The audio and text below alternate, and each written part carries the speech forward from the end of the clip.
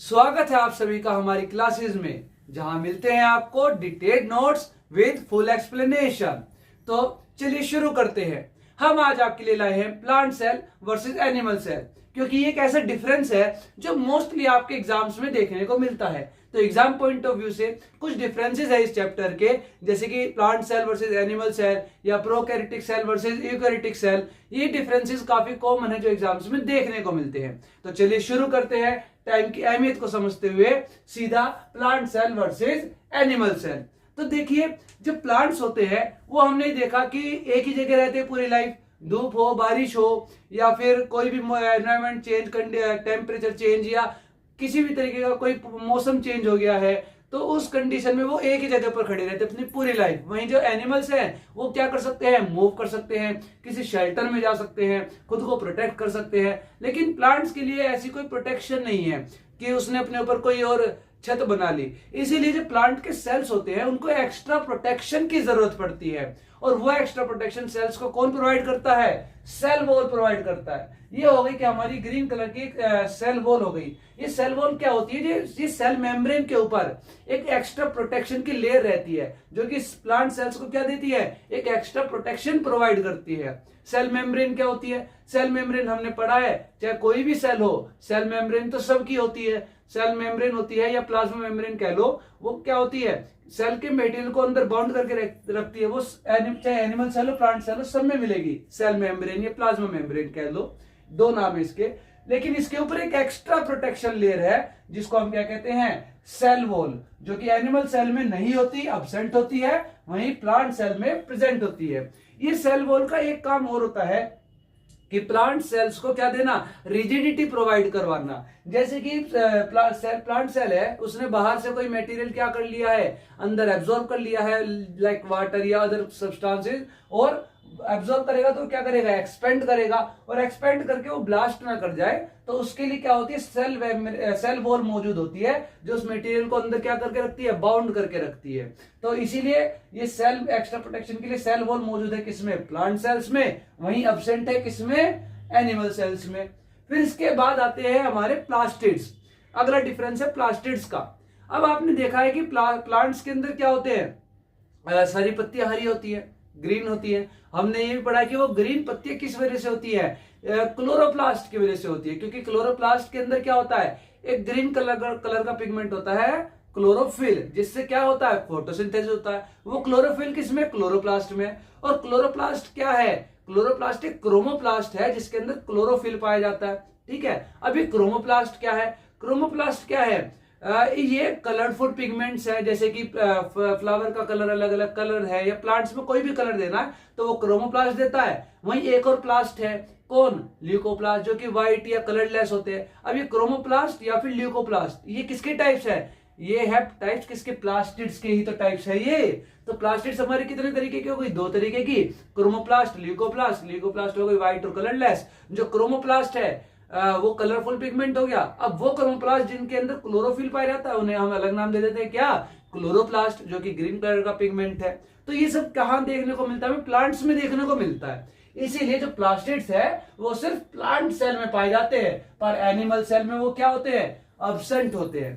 फिर उसके बाद हमने पढ़ा जैसे अमीबा वगैरह में क्या हो गया, फूड वैक्यूल हो गया, है ना। फूड वैक्यूल क्या करता है, बाहर से कोई मटेरियल आया और उसने क्या करा, उस फूड मटेरियल को एब्जॉर्ब करा, एक फूड वैक्यूल बना लिया, खाली जगह बना ली, उसको वहां वो क्या करेगा, डाइजेस्ट करेगा, और डाइजेस्ट करके डाइजेस्टिव मटेरियल को क्या कर लेगा, साइटोप्लाज्म में मिला लेगा, और वेस्ट मटेरियल को क्या कर देगा, बाहर निकाल देगा। ठीक है, तो उसी तरह हर सेल में क्या देखने को मिलता है, हमें वैक्यूल देखने को मिलता है सभी ऑर्गेनिजम्स के सेल्स में। और वो वैक्यूल मोस्टली क्या करता है, स्टोरेज का काम करता है। तो प्लांट्स के अंदर स्टोरेज की ज्यादा नीड होती है, तो इसीलिए प्लांट सेल्स का जो वैक्यूल है वो ज्यादा बड़ा होता है। तो जो वैक्यूल है वो ऐसा अपसेट प्रेजेंट नहीं है, होता तो वो सब में है, लेकिन प्लांट सेल्स में बड़े साइज का वैक्यूल देखने को मिलता है। और मोस्टली एरिया प्लांट सेल के अंदर का कौन कवर कर लेता है, ये वैक्यूल ही कर लेता है। ये हो गया क्या हमारा वैक्यूल। अब इसके अलावा जो एनिमल सेल है उसमें वैक्यूल काफी छोटा देखने को मिलता है, हमें स्मॉल साइज का देखने को मिलता है, या फिर कई बार अब्सेंट भी हो जाता है। ठीक है, क्योंकि एनिमल सेल्स में जो मटेरियल्स है वो या न्यूट्रिएंट्स आते हैं, एब्जॉर्ब होते हैं, यूज होते हैं, स्टोरेज का इतना काम नहीं होता है। फिर उसके बाद आते हैं क्या हमारे सेंट्रियोल्स। जो सेंट्रियोल्स होते हैं वो प्लांट सेल्स में एब्सेंट होते हैं लेकिन एनिमल सेल में प्रेजेंट होते हैं। देखो एनिमल सेल में प्लास्टिड और सेल वॉल तो एब्सेंट है और प्लांट सेल में वो प्रेजेंट है, सेल वॉल और प्लास्टिड, लेकिन जो सेंट्रियोल्स है वो प्लांट सेल में एब्सेंट है और एनिमल सेल में प्रेजेंट है। क्यों? क्योंकि सेंट्रियोल्स होते हैं वो क्रोमोसोम्स के, ये सेल डिवीजन में काम आते हैं। सेल डिवीजन में मोस्टली किसके?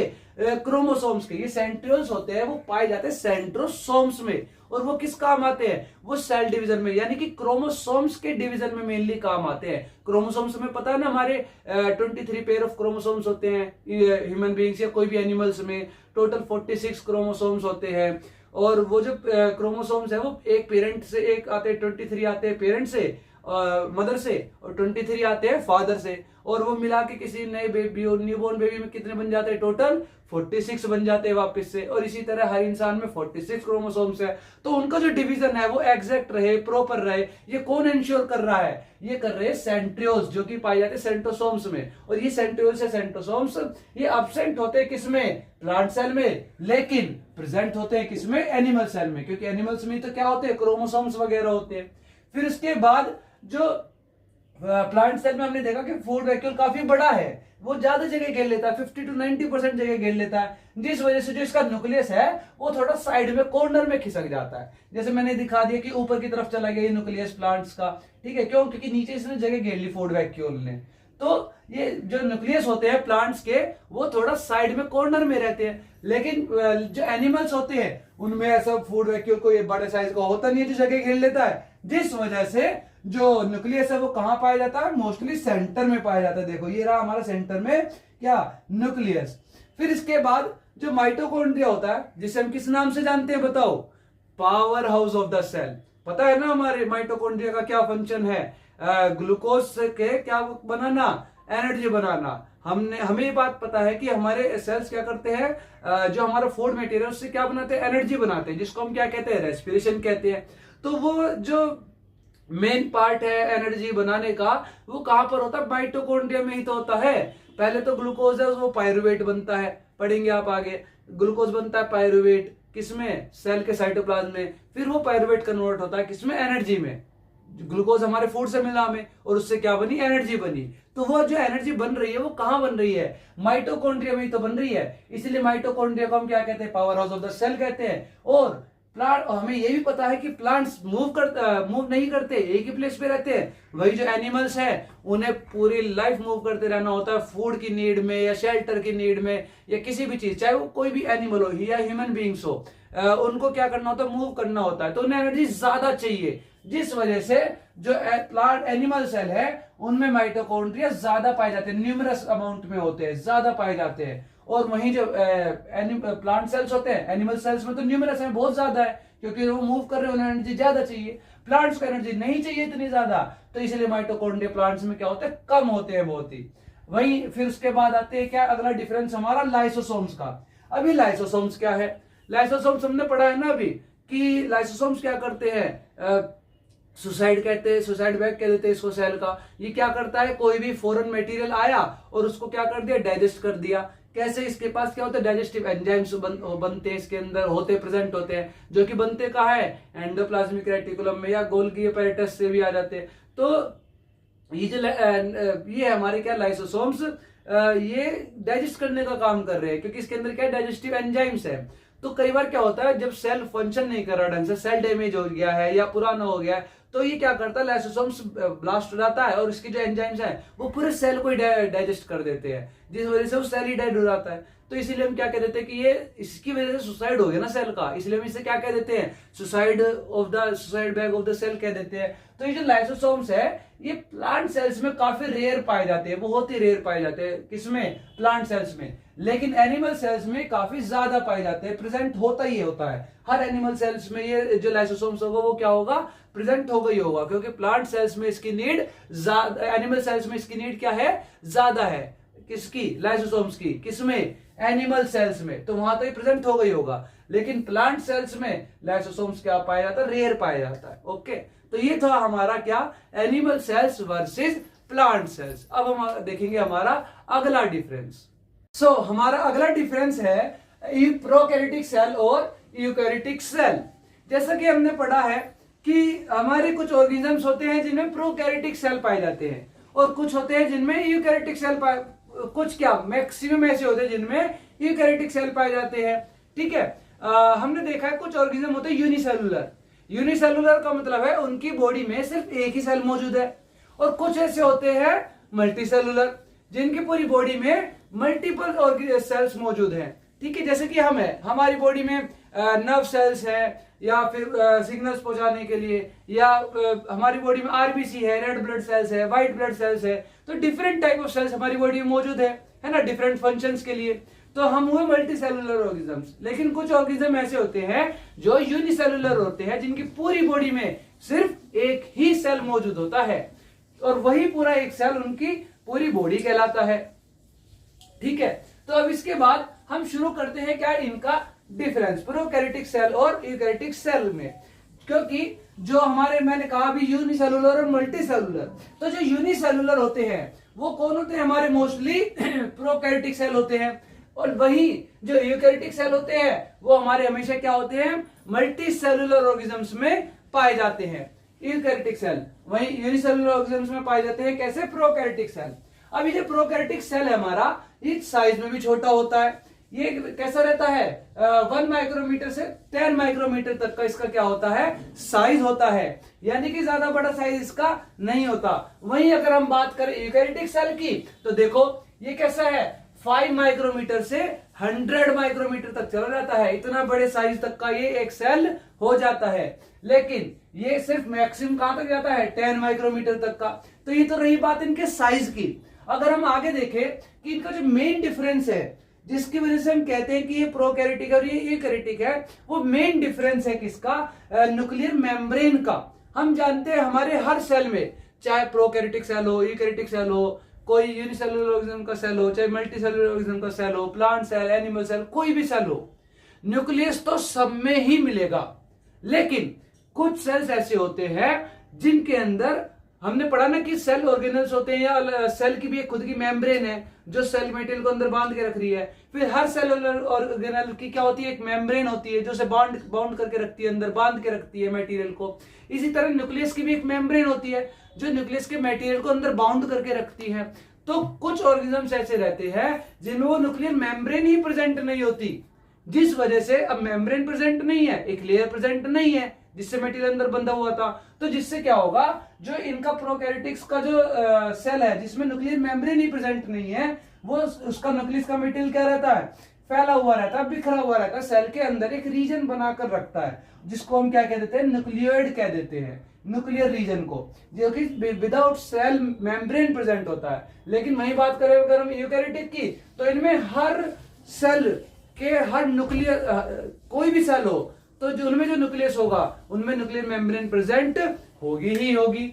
वही जो प्रोकैरियोटिक सेल है उनमें जो न्यूक्लियर है या न्यूक्लियस है वो क्या है, न्यूक्लियर मेम्ब्रेन नहीं होती, जिस वजह से उसका न्यूक्लियर रीजन वेल डिफाइंड नहीं होता, उसे हम क्या कह देते हैं, न्यूक्लियर रीजन को न्यूक्लियोइड कह देते हैं। अब इसके अलावा कुछ और डिफरेंस भी हमें देखने को मिलते हैं, किसमें, प्रोकैरियोटिक सेल में और यूकैरियोटिक सेल में। जैसे कि प्रोकैरियोटिक सेल जो होते हैं वो सिंगल क्रोमोसोम ही प्रेजेंट होता है, किनमें, प्रोकैरियोटिक में। कैसे, कितने क्रोमोसोम, सिर्फ एक क्रोमोसोम। वहीं अभी मैंने बताया कि हम में जब मैंने बताया प्लांट सेल और एनिमल सेल का डिफरेंस बताया कि जो ह्यूमंस होते हैं उनमें क्रोमोसोम्स क्या होते हैं, डिवाइड होते हैं, 23 पेयर होते हैं टोटल किसी भी ह्यूमन में, और टोटल होते हैं 46, और वो 46 किसी भी ह्यूमन में कहां से आते हैं, उसमें 23 आए हाफ उसके मदर से, 23 आए पेरेंट्स से, फादर से। तो ये कह रहा है कि जो यूकैरियोटिक सेल है यानी मल्टीसेलुलर ऑर्गेनिज्म, उनमें क्रोमोसोम्स एक से ज्यादा होते हैं हमेशा, लेकिन प्रोकैरियोटिक में क्रोमोसोम हमेशा सिर्फ एक ही पाया जाता है, सिंगल। उसके अलावा जो सेल ऑर्गेनल्स होते हैं वो मेम्ब्रेन बाउंड वाले, ठीक है। कुछ सेल ऑर्गेनल्स ऐसे होते हैं जिनकी मेम्ब्रेन खुद की एक मेम्ब्रेन होती है, जैसे सेल की एक मेम्ब्रेन है, उसके अंदर न्यूक्लियस है, उसकी एक मेम्ब्रेन है, एक लेयर जो बाउंड करके रख रही है। उसके अलावा जो न्यूक्लियस के चारों तरफ सेल के अंदर में कुछ ऑर्गेनल्स होते हैं, उनकी भी एक लेयर होती है जिसे हम कह देते हैं मेम्ब्रेन। तो मेम्ब्रेन बाउंड, मेम्ब्रेन से बंधे हुए जो ऑर्गेनल्स हैं वो प्रोकैरियोटिक में होते ही नहीं, जिस वजह से मैक्सिमम काम किसे करना पड़ता है, सेल के प्लाज्मा को करना पड़ता है, साइटोप्लाज्म को करना पड़ता है, ठीक है। वही जो यूकैरियोटिक सेल होते हैं उनमें काफी सेल ऑर्गेनल्स पाए जाते हैं और काफी सेल ऑर्गेनल्स ऐसे होते हैं जो मेम्ब्रेन बाउंड होते हैं। तो अगला डिफरेंस क्या बना कि membrane bound cell organelles absent होते हैं किन में, प्रोकैरियोटिक में, और यूकैरियोटिक में मेम्ब्रेन बाउंड सेल ऑर्गेनल्स मौजूद होते हैं। फिर इसके बाद जो हमारा अगला डिफरेंस है वो क्या है, डिवीजन का। कि हमने पढ़ा है कि कोई भी जो सेल है, हमने सेल चैप्टर में पढ़ा ना कि कोई भी जो सेल है वो प्री एग्जिस्टिंग सेल से बना है, मतलब पहले कोई सेल एग्जिस्ट करता था उससे नया सेल बना। इसका मतलब क्या हुआ कि सेल क्या करते हैं, नए सेल बनाते हैं सेल डिवाइड करके। तो जो प्रोकैरियोटिक सेल होते हैं उनमें सेल डिवीजन देखने को मिलता है बाइनरी फिजन के द्वारा। बाई मतलब दो, तो बाइनरी फिजन क्या हुआ कि एक सेल था मौजूद, उसके अंदर जो न्यूक्लियर रीजन होता है पहले वो दो हिस्सों में डिवाइड होता है, फिर वो पूरा का पूरा सेल दो हिस्सों में डिवाइड होता है, और एक हिस्सा आधे न्यूक्लियर रीजन को ले जाता है और एक हिस्सा आधे न्यूक्लियर रीजन को ले जाता है और बन जाते हैं दो नए सेल। इसी को हम क्या कहते हैं, बाइनरी फिजन कहते हैं। तो सेल डिवीजन देखने को मिलता है प्रोकैरियोटिक में, वो हमारा कैसा होता है, बाइनरी फिजन। और यही एक मोड ऑफ रिप्रोडक्शन भी है जो असेक्सुअल मोड ऑफ रिप्रोडक्शन कहलाता है, बाइनरी फिजन, जो कि देखने को मिलता है हमें किसमें, mostly single cellular organism like amoeba वगैरह। ओके, उसके अलावा आता है क्या हमारा जो इसमें तो हो गया सेल डिवीजन बाइनरी फिजन से, किसमें, प्रोकैरियोटिक में। वहीं जो यूकैरियोटिक सेल है उसमें हमारा सेल डिवीजन देखने को मिलता है माइटोसिस और मियोसिस के जरिए। जैसे माइटोसिस मियोसिस क्या है, ये दो प्रोसेस है सेल डिवीजन के। मियोसिस सेल डिवीजन देखने को मिलता है रिप्रोडक्शन के टाइम पर, जिसमें हमारे क्रोमोसोम्स डिवाइड होते हैं, ठीक है। हमारे जो सेक्स ऑर्गन्स होते हैं उनमें देखने को मिलता है क्या, मियोसिस। वहीं जो माइटोसिस है वो हमारी पूरी बॉडी के जितने भी सेल्स हैं वो जब डिवाइड हो रहे होते हैं तो वो डिवाइड हो रहे होते हैं माइटोसिस प्रोसेस के जरिए। इनमें थोड़ा इंट्रो दे देता हूं कि जो माइटोसिस होते हैं उनमें जब सेल डिवीजन होता है तो एग्जैक्ट नंबर ऑफ क्रोमोसोम्स जाते हैं अगले सेल में, लेकिन जो मियोसिस होता है उसमें नंबर ऑफ क्रोमोसोम्स हाफ जाते हैं। जैसे कि अभी मैंने बताया कि अगर कोई न्यूबॉर्न बेबी उसमें 46 क्रोमोसोम्स है तो हाफ आते हैं 23 पेरेंट्स से और मदर से और हाफ आते 23 फादर से। तो उनमें तो लेकिन उनमें मदर फादर में कितने परसेंट होते हैं, उनमें भी दोनों में 46% है। तो क्रोमोसोम्स क्या हो जाते हैं 46 से 23 हाफ रह जाते हैं और वो चले जाते हैं अगले न्यूबॉर्न बेबी में मदर से। इसी तरह फादर में भी 46% है, हाफ होके 23 आते हैं न्यूबॉर्न बेबी में और दोनों के 23 मिलकर बन जाते हैं बेबी में 46। वो प्रोसेस कहलाता है हमारा मियोसिस। तो ये सेल डिवीजन जो है यूकैरियोटिक सेल में हमें देखने को मिलता है क्या, माइटोसिस और मियोसिस। और अभी देखते हैं हम छोटे से क्या कुछ एग्जांपल्स देख लेते हैं कि जो यूकैरियोटिक सेल होते हैं उसमें एनिमल सेल कोई भी ले लो या प्लांट सेल ले लो, ये सब हमारे किस में आ गए, यूकैरियोटिक सेल में आ गए। वहीं जो हमारा प्रोकैरियोटिक सेल है उसमें हमारा एग्जांपल हो गया बैक्टीरिया वगैरह, ये जो कुछ बैक्टीरिया होते हैं, ब्लू ग्रीन एल्गे हो गया, ये सब हमारे किस में आ गए, प्रोकैरियोटिक सेल में आ गए। तो ये जो आज हमने क्या किया, हमने दो मेन डिफरेंसेस कवर किए हैं between plant cell and animal cell. First difference and second is prokaryotic and eukaryotic, जो कि आपके लिए है बहुत जरूरी, जो हमने पढ़ लिया है फुल डिटेल में with diagrams and with every point. तो अब आपको क्या करना है, सिर्फ ये वीडियोस देखनी है और थोड़ा समझने की कोशिश करनी है हमारी कंसेप्ट्स को, जैसे कि हमने दो डिफरेंसेस पढ़े, जिससे कि आपकी क्या होगी एग्जाम में के लिए हेल्प हो जाएगी। धन्यवाद।